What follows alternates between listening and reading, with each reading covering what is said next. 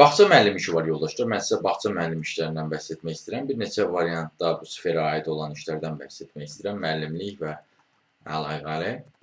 Hətta onların arasında təcrübə proqramı da var. İlk öncə bildirim ki, bağçada müəllimlərə ehtiyac var. İngilis dili müəllimi variantı var, rus dili müəllimi variantı var, Azərbaycan dili müəllimi variantı var.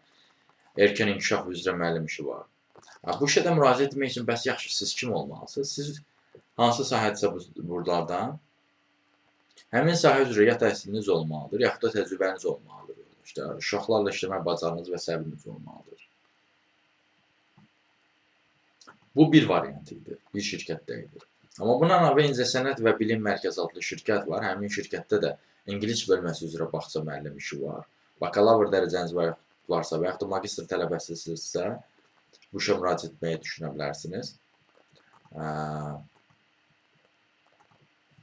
Bundan əlavə qeyd etdiyim kimi, həmin yerdə ödənişli təcrübə proqramı da var. İbtidai sinif müəllimliyi üzrə yoldaşlar.